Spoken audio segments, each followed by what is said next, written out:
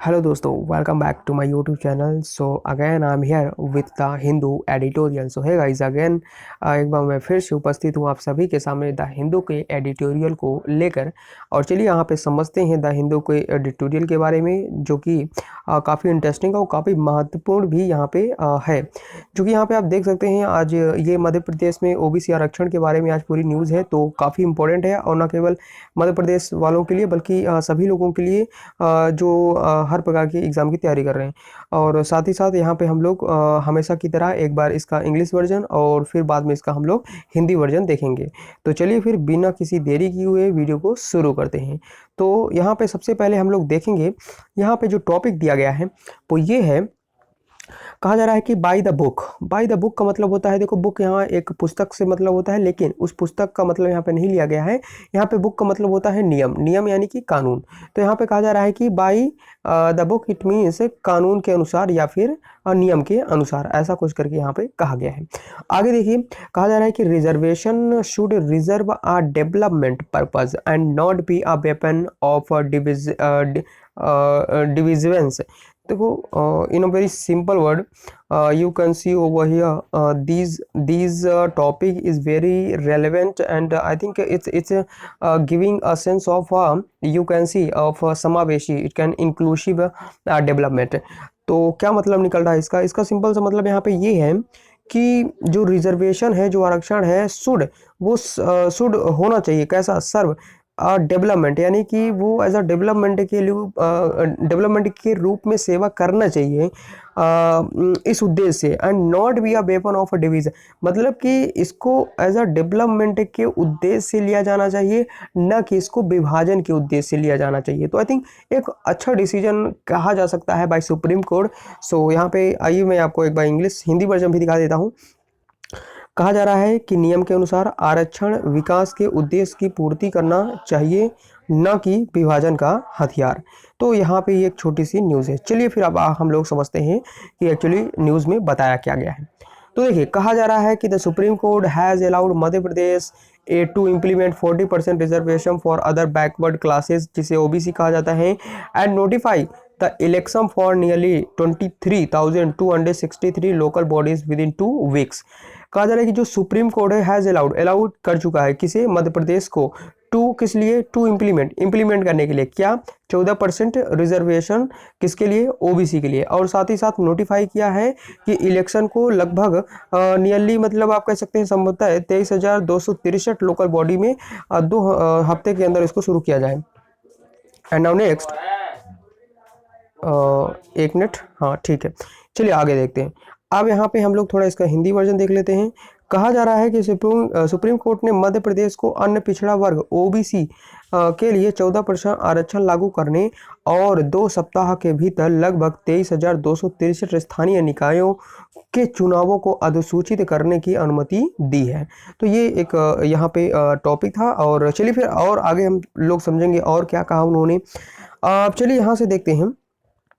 यहाँ से आप देख पा रहे होंगे, कहा जा रहा है कि the court has since then reassured itself that the state has met the triple test criteria it had established in 2010 for OBC reservation in local bodies. A commission that undertook contemporaneous empirical inquiry into the nature and implication of the backwardness in the context of local bodies, breakup of the reservation local bodies wise, and यहाँ पे है adherence to the 50% ceiling on quotas। देखिए इसका क्या मतलब हुआ, आइए मैं यहाँ से आपको समझा देता हूँ। देखिए क्या कहा जा रहा है, उनके द्वारा यहाँ पे बताया गया है कि कोर्ट ने 10 मई को राज्य को ओबीसी कोटे के बिना चुनाव कराने का आदेश दिया था। अदालत ने तब से खुद को आश्वस्त किया कि राज्य ने स्थानीय निकायों में ओबीसी आरक्षण के लिए 2010 में स्थापित ट्रिपल टेस्ट मानदंड को पूरा किया है। एक आयोग जिसने पिछड़ेपन की प्रकृति और निहितार्थों की समकालीन अनुभवजन्य जांच की है। स्थानीय निकायों के संदर्भ में स्थानीय निकाय के अनुसार आरक्षण का विभाजन और कोटा पर 50% की सीमा का पालन मध्य प्रदेश के अनुसूचित आगे देखते हैं, एक मिनट।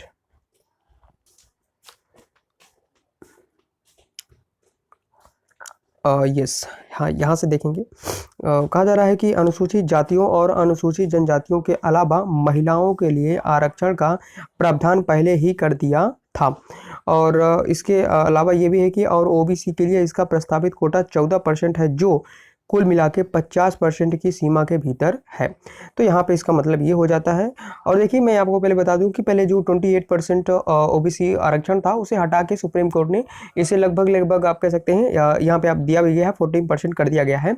और उनका ये कहना है कि जो आरक्षण है, जो रिजर्वेशन है, वो समाज में लोगों को एक साथ समावेशित करने के लिए होना चाहिए, इंक्लूसिव डेवलपमेंट की तरफ होना चाहिए, न कि उन्हें एक अलग तबका बना के या फिर उनको अलग एक सोसाइटी में रखा जाना चाहिए। तो ऐसा सुप्रीम कोर्ट का कहना है इस डिसीजन के लिए। चलिए आगे चलते हैं। अब आगे हम लोग यहाँ से समझेंगे। 1 मिनट, कहाँ तक हो चुका है?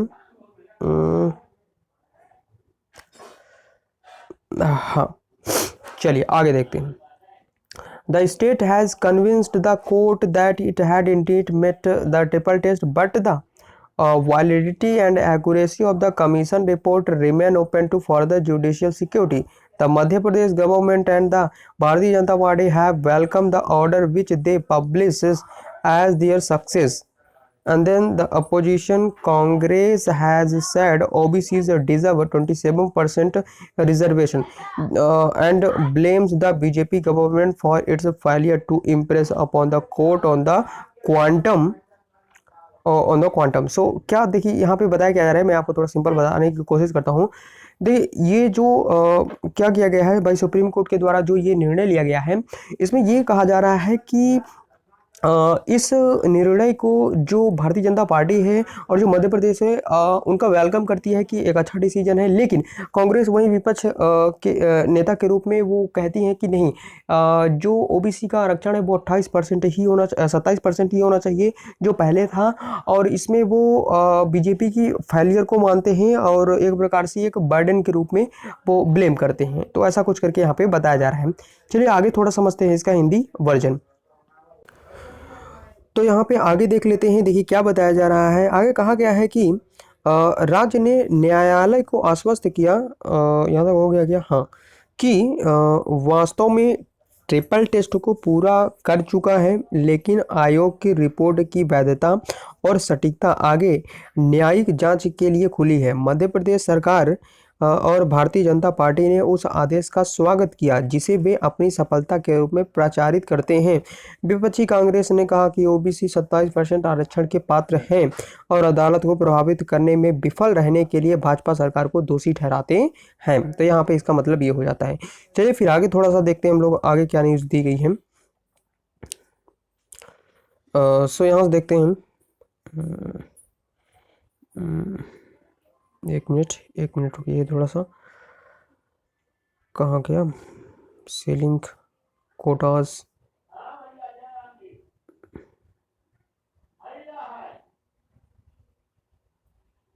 यहाँ से देखिए बताया जा रहा है।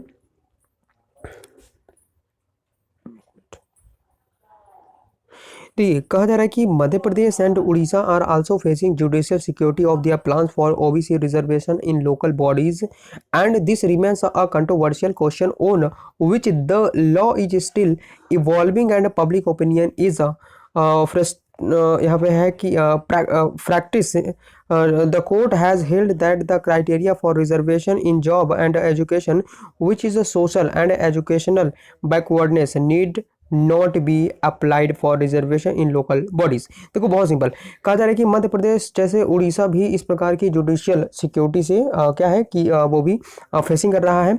और ये जो ओबीसी रिजर्वेशन की प्रॉब्लम है लोकल बॉडीज में, ये भी कहीं ना कहीं इन दोनों ही स्टेट के लिए समस्या बनी हुई है। आगे ये भी है कि द रिमेन्स कंट्रोवर्शियल क्वेश्चन, मतलब एक कंट्रोवर्शियल क्वेश्चन तो ये बना हुआ है कि यहाँ पे पब्लिक ओपिनियन बिल्कुल माना ही नहीं जा रहा है। यहाँ पे ऐसा कहा जा रहा है कि मनमानी कर रही है जो सुप्रीम कोर्ट है या फिर जो सरकार है, ऐसा यहाँ पे बताया जा रहा है। चलिए मैं आपको हिंदी वर्जन दिखा देता हूँ।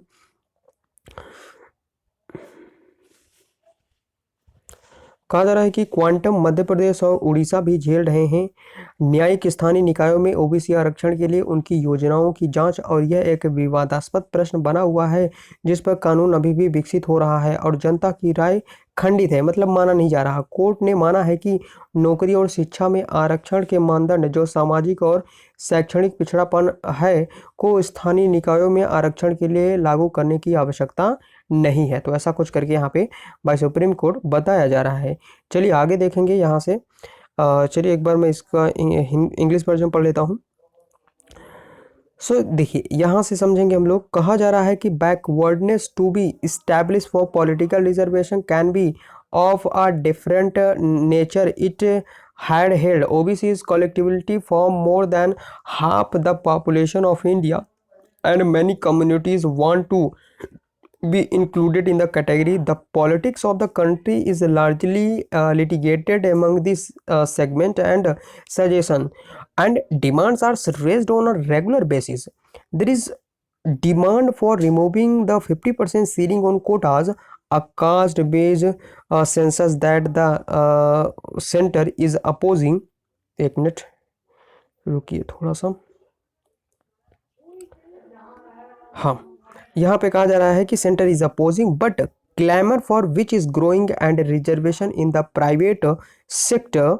आगे चलते हैं, प्राइवेट सेक्टर और देख लीजिए। While quotas have proven to be an effective instrument of empowerment and justice, competitive politics around them and often lead to a paralysis of politics and governance। तो यहाँ पे देखो बहुत सिंपल बात बताई जा रही है। चलिए मैं आपको इसका हिंदी वर्जन बता देता हूँ पहले क्या कहने की ये कोशिश कर रहे हैं। तो एक मिनट। हाँ देखिए, कहा जा रहा है कि राजनीतिक आरक्षण के लिए स्थापित किया जाने वाला पिछड़ापन एक अलग प्रकृति का हो सकता है। मतलब जो सुप्रीम कोर्ट ने ये निर्णय लिया है उसके लिए उन्होंने ये जवाब दिया है कि ये अगर इस प्रकार की राजनीतिक आरक्षण के लिए स्थापित किया जाने वाला पिछड़ापन एक अलग प्रकृति का हो सकता है कि मतलब इसमें राजनेता इस पार्टी को लेकर अपनी कहीं ना कहीं बढ़त बना सकते हैं। आगे ये भी कहा जा रहा है कि यह आयोजित किया गया था।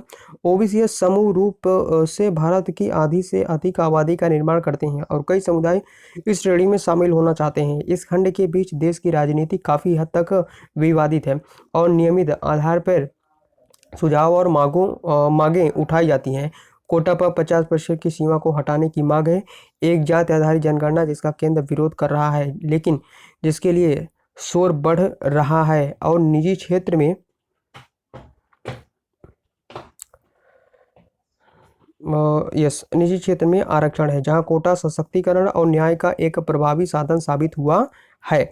सो यहाँ पे बहुत सिंपल तरीके से बता दिया गया है। आप देख सकते हैं कि इसके पीछे क्या सुप्रीम कोर्ट ने अपना जजमेंट दिया है। और चलिए थोड़ा और बता देता हूँ मैं। यहाँ पे कहा जा रहा है कि यहाँ पे ये भी कहा जा रहा है कि जहाँ कोटा सशक्तिकरण और न्याय का एक प्रभावी साधन साबित हुआ है, वहीं उनके आसपास की प्रतिस्पर्धी राजनीति अक्सर राजनीति और शासन को पंगु बना देती है। चलिए अब आगे देखते हैं। अब यहाँ पे कहा जा रहा है कि making the reservation regime fairer. एक मिनट। हाँ, objective and empirical is a major governance challenge and the courts attempt in that direction in welcome. Political parties and government must act in a tandem with the judiciary so that reservation program do not turn divisive and now next but serve a development purpose। बहुत simple. देखिए क्या कहा जा रहा है उनके through. अब मैं आपको यहाँ से बता देता हूँ। कहा जा रहा है ये आरक्षण व्यवस्था को निष्पक्ष, उद्देश्यपूर्ण और अनुभवजन्य बनाना एक प्रमुख शासन चुनौती है और उस दिशा में न्यायालय के प्रयासों का स्वागत है। राजनीतिक दलों और सरकारों को न्यायपालिका के साथ मिलकर काम करना चाहिए ताकि आरक्षण कार्यक्रम विभाजनकारी ना हो बल्कि विकास के उद्देश्य की पूर्ति करता हो। सो है गाइस, एक बार मैं फिर से बता दूं, यहाँ पे ये एडिटोरियल ख़त्म हो गया है। और कैसा रहा आज का एडिटोरियल और कहाँ तक आपको समझ में आ गया है और क्या आप अपना कमेंट देना चाहते हैं तो कमेंट बॉक्स में ज़रूर हमें बताएं। और अभी क्या सुधार करने की ज़रूरत है, वेल आई थिंक मैंने अपने तरीके से सिंपल तरीके से आपको बताया है और हिंदी वर्जन आप साथ में देख सकते हैं। अगर आपको पीडीएफ की आवश्यकता पड़े तो डेफिनेटली आप बताएंगे, तो उसके लिए भी मैं थोड़ी सी व्यवस्था करूंगा उसके थ्रू अरेंजमेंट। और अगर आपको चाहिए तो डेफिनेटली मुझे कमेंट बॉक्स में बताएं। तो चलिए फिर अभी के लिए मैं वीडियो को यहीं पे एंड करूंगा और मिलते हैं फिर किसी नेक्स्ट वीडियो में। So till then take care and see you. जय हिंद।